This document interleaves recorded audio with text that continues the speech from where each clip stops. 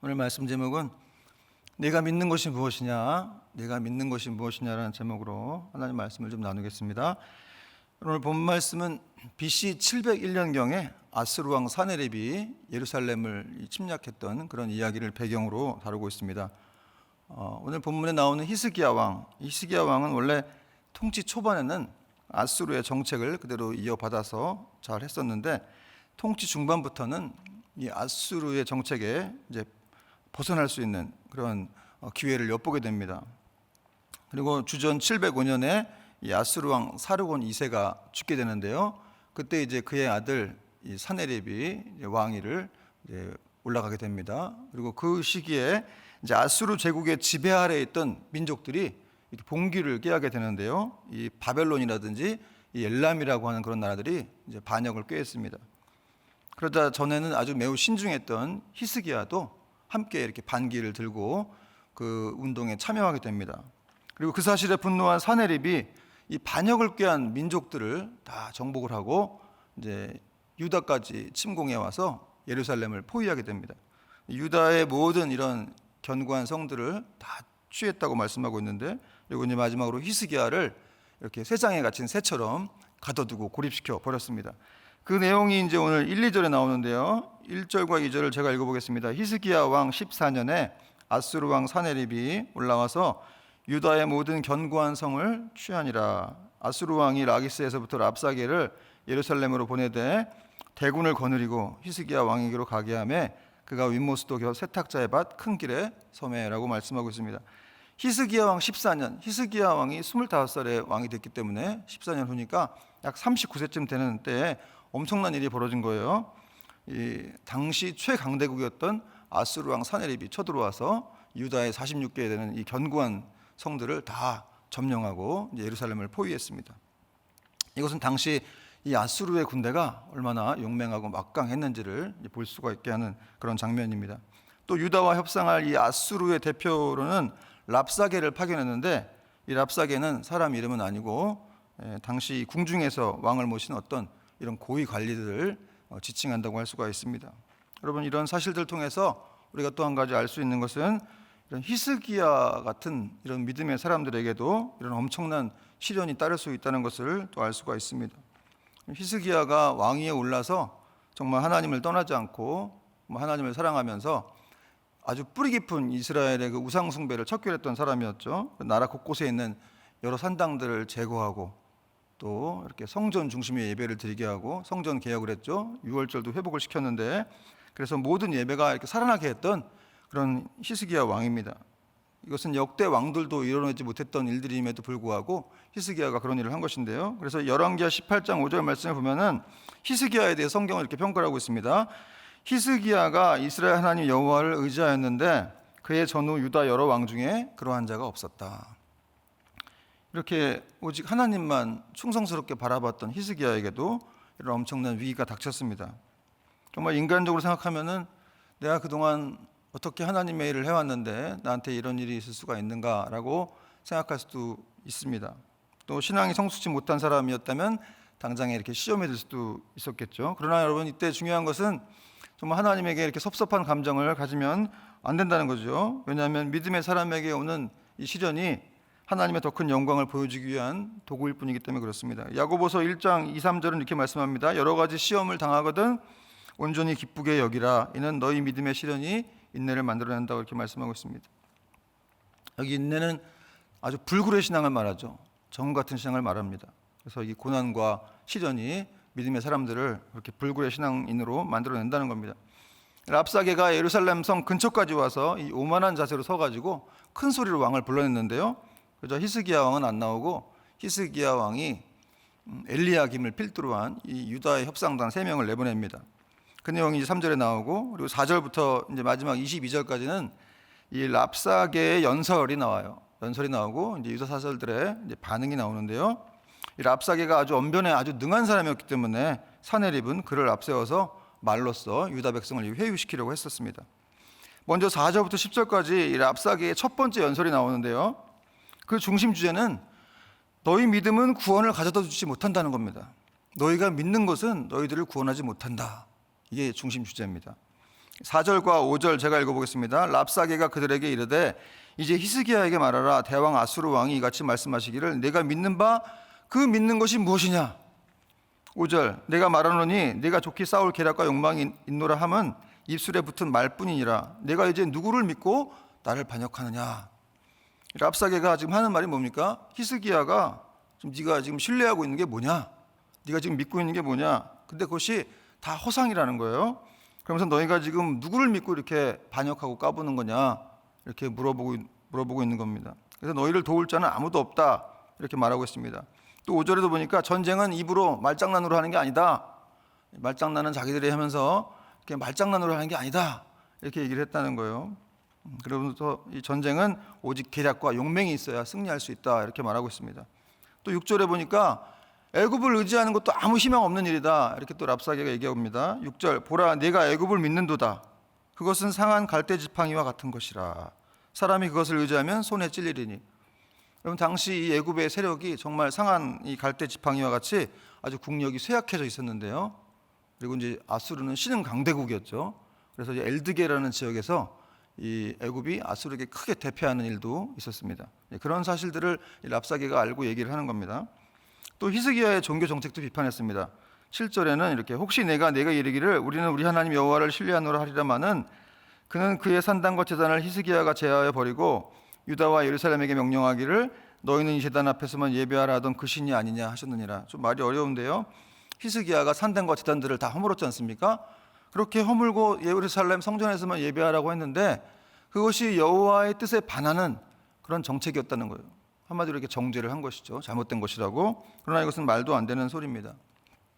여러분 이렇게 세상은 언제나 우리를 제대로 잘 알지 못하면서 또 하나님과 기독교에 대해서 잘 알지도 못하면서 이렇게 조롱할 때가 많이 있습니다. 그러므로 우리가 그들의 말에 일일이 이렇게 반응하다기보다는 정말 내가 하나님을 얼마나 더 깊이 알고 있는지 이렇게 신뢰하고 또 묵상해 보는 시간이 있으면 좋을 것 같습니다. 또 랍사게는 히스기야의 무능력까지 조롱을 했는데요.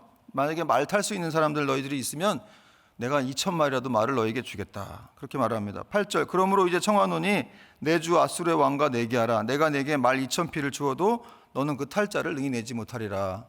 말을 2,000匹를 주어도 너희들이 말 탈 자가 없지 않느냐. 사실 이 유다의 이 세력이 확 쇠퇴해가지고 이렇게 말을 탈 수 있는 병사조차도 없었습니다.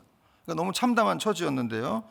그래서 히스기야가 그러다 보니까 이 애굽의 이 기병과 또 병거만을 이렇게 바라볼 뿐이었습니다. 그런 사실들을 알고 있던 랍사게가 이렇게 히스기야의 무능력을 조롱한 것이었습니다. 또 랍사게는 한술 더 떠서 우리가 이렇게 침공해서 너희들을 멸하려고 하는 것이 바로 하나님 뜻이다. 이렇게 또 얘기를 했습니다. 10절 내가 이제 올라와서 이 땅을 멸하는 것이 여호와의 뜻이 없음이겠느냐. 여호와께서 내게 이르시기를 올라가 그 땅을 쳐서 멸하라 하셨느니라. 너희를 멸하려 온 것이 하나님의 뜻이다. 라고 이렇게 말을 했습니다. 여러분 지금까지 이 랍사게가 한 말은 너희가 도대체 누구를 믿고 이렇게 나를 반역하는 거냐. 오히려 심지어 너희들이 믿고 있는 이 하나님마저도 너희들을 버렸다. 이런 말을 하고 있습니다. 랍사게의 말을 지금까지 들어보면 정말 하나님의 뜻을 잘 알고 있지 못하면 그냥 다 속아 넘어갈 정도로 어떻게 보면 아주 이 탁월하고 교묘한 언변을 랍사게가 가지고 있었습니다. 그러니까 정말 분별력이 없었으면 그냥 넘어가서 이렇게 그 위협과 협박에 넘어갈 수 있었던 그런 상황입니다. 그러므로 여러분 우리가 하나님의 뜻에 대해서 잘 분별하고 알고 있는 것은 아주 중요한 겁니다. 이제 마지막 11절부터 21절까지는 랍사게의 두 번째 연설이 나오는데요. 이 두 번째 중심 주제는 항복하라입니다. 항복하라. 왜냐하면 전쟁의 결과가 뻔하니까 아주 피해가 막심하니까 항복하라. 그래서 이 랍사게의 도발적인 연설에 백성들이 동요할 것을 두려워한 유다의 협상단이 히브리 말 대신에 이제 아람어로 해줄 것을 이제 랍사게에 부탁했는데 이 랍사게가 거절하죠. 그리고 더 극히 모욕적이고 아주 위협적인 발언으로 이 유다 사람들을 이렇게 겁을 줍니다. 11절 보니까 이에 엘리야김과 셈나와 요아가 랍사게에게 이르되 우리가 아람 방언을 아오니 청하건대 그 방언으로 당신 형들에게 말하고 성 위에 있는 백성이 듣는 데에서 우리에게 유다 방언으로 말하지 마소서 하니 랍사게가 이르되 내 주께서 이 일을 내 주와 내게만 말하라고 나를 보내신 것이냐. 너희와 함께 자기의 대변을 먹으며 자기의 소변을 마실 성위에 있는 앉은 사람들에게도 하라고 보내신 것이 아니냐 하더라. 전쟁에 패하면 이렇게 그 피해가 고스란히 백성들에게 간다는 것을 이렇게 상기시키는 겁니다. 또 랍사게가 히스기야 말도 듣지 말고 항복해라. 그러면 내가 좋은 땅에 가서 좋은 거 먹게 해줄게. 이런 말을 했다는 거죠. 그 내용이 이제 14절부터 16절까지 나오는데 14절에 보니까 왕의 말씀에 너희는 히스기야에게 미혹되지 말라. 그가 능히 너희를 건지지 못할 것이니라. 또 15절에 히스기야가 너희에게 여호와를 신뢰하게 하려는 것을 따르지 말라. 이렇게 계속해서 히스기야 말을 듣지 말라 얘기하고 있습니다. 16절에 히스기야의 말을 듣지 말라. 아수르 왕이 또 이같이 말씀하시기를 너희는 내게 항복하고 내게로 나오라. 히스기야 말 듣지 말고 나한테 와서 항복해라. 그러면 너희가 각각 자기의 포도와 자기의 무화과를 먹을 것이고 각각 자기의 우물물을 마실 것이다. 이렇게 또 내가 와서 너희를 너희 본토와 같이 곡식과 포도주와 떡과 포도원 있는 땅에 옮기기까지 하리라. 딴 좋은 땅에 옮겨져서 잘 먹고 잘 살아가겠다 이런 얘기를 하고 있습니다. 히스기야가 여호와께서 구해 주실 것을 기대하고 있지만 그것은 헛된 기대일 뿐이니까 그 말에 속지 말고 나한테 나와서 항복해라 이런 말입니다. 그러면 내가 좋은 땅으로 옮겨주겠다. 사실 역사적인 기록들을 보면은 아수르가 자신이 정복했던 민족들을 이렇게 이주시켰던 그런 기록들은 있습니다. 그러나 정말 그들에게 이렇게 좋은 땅을 주고 좋은 걸 먹게 하진 않았죠. 가서 이렇게 노예로 삼고 이렇게 노예로 부려먹다가 나중에는 이렇게 죽임까지 당하는 죽는 일까지 있었다는 겁니다. 마지막으로 이 랍사게가 하나님을 많은 신 가운데 한 잡신 정도로 생각하고 그렇게 취급하면서 예루살렘의 마지막 이 소망을 짓밟는 그런 내용이 나오는데요. 18절부터 20절입니다. 18절 혹시 히스기야가 너희에게 이르기를 여호와께서 우리를 건지시리라 할지라도 속지 말라. 열국의 신들 중에 자기의 땅을 아수르 왕의 손에서 건진 자가 있느냐? 하맛과 아르밧의 신들이 어디 있느냐? 스발와임의 신들이 어디 있느냐? 그들이 사마리아를 내 손에서 건졌느냐? 20절 이 열방의 신들 중에 어떤 신이 자기의 나라를 내 손에서 건지겠느냐? 랍사게가 아주 이 교만이 극에 달해서 여호와가 능히 예루살렘을 내 손에서 건지겠느냐? 어떤 신이 감히 이 아수르 대왕 앞에서 이렇게 벗어날 수 있겠느냐? 구원할 수 있겠느냐? 이렇게 말을 한 겁니다. 엄포를 놨습니다. 여러분 성경 기자가 여기서 계속해서 이렇게 산헤립의 상대가 히스기야에서 완전히 이렇게 여호와 하나님으로 전환되었다는 것을 아주 보여주고 있는데요. 사실 이렇게 랍사게의 말이 이 경험적으로 보면 설득력은 있는 말이었습니다. 왜냐하면 당시 아수르의 다 모든 이런 강대국들이 무릎을 꿇었고 또 이 북이스라엘도 BC 722년에 이 아수르에게 멸망을 당했기 때문에 사실 이런 말들은 이론적으로 또 경험적으로 맞는 말이긴 합니다. 그러나 여러분 이런 논리와 또 이런 통계와 합리적인 말만 믿는 것이 신앙은 아닙니다. 그것이 하나님을 믿는 것은 아니죠. 하나님을 믿는 것은 그런 논리와 이성적인 일을 뛰어넘는 일입니다. 왜냐하면 이렇게 나라가 흥하고 멸망하고 또 사람이 죽고 살고 전쟁에 패하고 이기는 것이 바로 하나님의 주권에 하나님의 손에 달려있기 때문에 그렇습니다. 그래서 하나님께서는 하나님을 의지하면 반드시 그런 믿음의 사람들을 이렇게 버리지 아니하시고 그 모든 상황을 뛰어넘는 은혜를 주신다는 것이죠. 여러분 오늘 말씀을 통해서 우리에게 주시는 교훈이 무엇입니까? 여러분 신앙생활은 영적인 싸움이라는 거예요. 오늘날 사탄은 이렇게 랍사게와 같이 끊임없는 이런 불순한 의도를 가지고 더럽고 교활한 회유 작업을 벌이고 있다는 것이죠. 그래서 마치 뱀이 하와를 이렇게 꿰서 선악과를 따먹게 하고 또 하나님으로부터 멀어지게 했듯이 지금도 사탄이 계속해서 이렇게 하나님을 잘 믿고 있는 이런 성도들에게 찾아와서 그들에게 회유 작업을 벌이고 있다는 거죠. 알 수 없는 두려움과 불안과 또 이런 공포심들을 심어줍니다. 정말 하나님이 그렇게 하실 것 같아? 네 기도를 들으실 것 같아? 너를 사랑하실 것 같아? 이런 음성들을 들려주죠. 여러분 요즘은 우리가 코로나를 겪고 있기 때문에 굉장히 많이 불안하고 답답해하고 그런 분들이 많이 있을 겁니다. 근데 중요한 거는 우리가 영적인 싸움을 하고 있다는 사실을 깨달아야 합니다.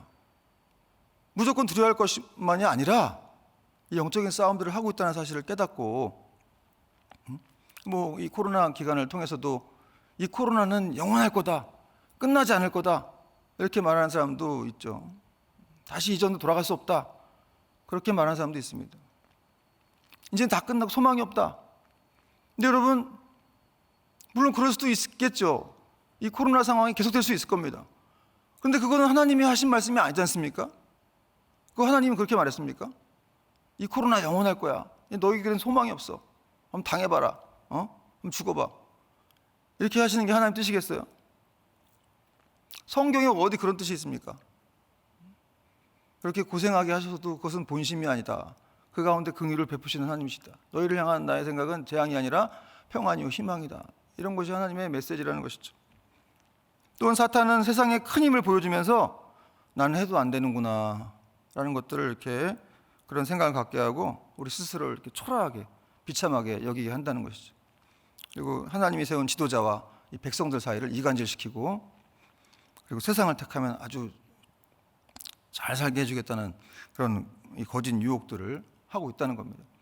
여러분, 이런 상황에서 우리는 이럴 때일수록 더 정신을 차리고 이 모든 음성들을 다 뿌리치고 오직 하나님의 음성만을 잘 분별하여 들을 수 있는 그런 은혜가 있어야 될 줄로 믿습니다.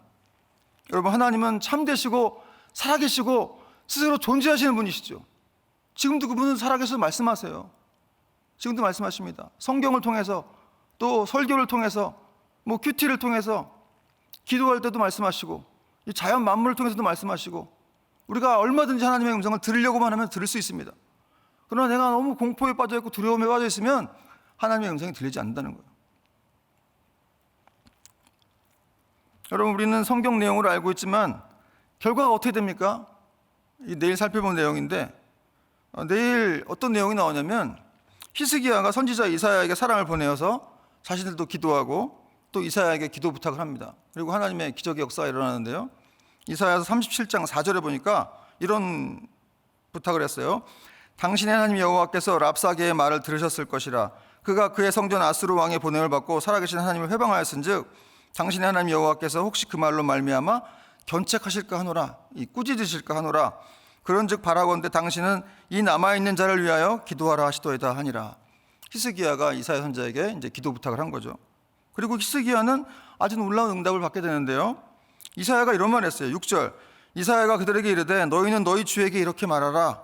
여호와께서 이같이 말씀하시되 너희가 들은 바 아수르 왕의 종들이 나를 능욕한 말로 말미암아 두려워하지 말라. 보라, 내가 영을 그의 속에 두리니 그가 소문을 듣고 그의 고국으로 돌아갈 것이며 또 내가 그를 그의 고국에서 칼에 죽게 하리라 하셨느니라 하니라. 엄청나고 암담한 현실 앞에서 무서워 떨었던 히스기야 앞에 하나님 아주 간단하게 말씀하세요. 두려워하지 말라는 거예요. 나를 능욕한 그 아수르 그런 종들의 말에 의해서 네가 이렇게 두려워 떨지 말라. 왜? 하나님께서 한 영을 그 속에 집어넣어서 집에 들어와서 죽게 하겠다는 겁니다. 실제로 여러분, 사네립이 여호와의 사자가 밤에 나타나서 이렇게 18만 5천의 이 아수르 군대를 다 송장을 만들었죠. 그리고 거기에 크게 낙담해서 자기 고향으로 돌아갑니다. 그 내용이 이제 쭉 이사야서에 나오는데요. 그리고 거기서 자신이 숭배하던 니스록 이 성전에서 자기 아들들에게 무참히 살해를 당하게 됩니다. 이것이 바로 하나님을 능멸했던 자의 최후입니다. 여러분, 하나님 말씀은 반드시 이루어지는 줄 믿으시기 바랍니다. 하나님은 언제나 이렇게 미래의 일들도 아직 이루어지지 않은 일들에 대해서도 100% 자신감, 과거 완료형을 쓰시는 거죠. 그렇게 될 거다 이렇게 말씀하십니다. 왜냐하면 정말로 그렇게 될 것이기 때문에 이렇게 과거 완료형으로 말씀하십니다. 그러므로 우리도 계속해서 하나님 말씀을 들어야 힘이 나고 우리도 믿음이 생길 줄 믿습니다. 히스기야와 그의 대신들이 이렇게 하나님 말씀을 듣고 이사야의 말을 듣고 얼마나 여러분 이 신이 나고 좋았겠어요. 완전히 죽어있던 영이 살아났을 겁니다. 더불어 여러분, 하나님께 기도하시기 바랍니다. 히스기야가 이 사네립의 협박에 굴복할 것인지 또 하나님을 의지하고 믿을 것인지 고민했죠. 여러분, 우리가 이렇게 세상에 살면서 정말 하나님 말씀을 따를 것인가, 세상의 말을 들을 것인가, 이런 협박에 굴복할 것인가 고민할 때가 많이 있지 않습니까? 히스기야도 그랬다는 거예요. 어떻게 할 것인가. 그러나 히스기야는 침묵하면서 그런 상황을 하나님의 뜻에 맡겼다는 거예요. 하나님께 맡기고 기도했다는 것이죠. 그리고 승리를 얻게 되었고 이 살아 역사하신 하나님의 기적을 체험하게 되었습니다. 여러분, 네가 믿고 있는 것이 무엇이냐? 오늘 하나님 말씀하십니다. 네가 믿고 있는 게 도대체 누구냐? 또 너는 누구를 믿고 있는 거냐? 나는 여호와 하나님이다. 전지전능하신 하나님이다. 나는 이 세상을 창조하고 지금도 이 세상을 우주 만물을 붙들고 있는 그런 하나님이다. 여러분, 지금 모든 상황이 다 막혀있는 것만 같이 느껴지는 분이 있습니까? 그러나 우리 성도들에게는 하늘을 향해 있는 열려있는 문이 있다는 거예요. 다 동서남북 사방이 다 막혀있어도 하늘을 향해 뚫려있는 직통문이 있습니다. 그곳에서 하늘의 은혜가 빛이 내려온다는 사실입니다. 여러분, 우리 남은 한 주도 이렇게 하늘의 빛을 소망하면서 우리에게 하나님 아버지가 계신다는 사실을 굳게 믿으면서 승리하는 저와 여러분 되기를 주님의 이름으로 축원합니다. 같이 한번 말씀을 생각하시면서 기도하시다가 또 여러분이 가지고 온 기도 제목도 함께 기도하시다가 돌아가시겠습니다. 하나님 아버지 감사합니다. 하나님 아버지, 오늘도 저희들에게 또 귀한 은혜로 하나님 말씀 주심을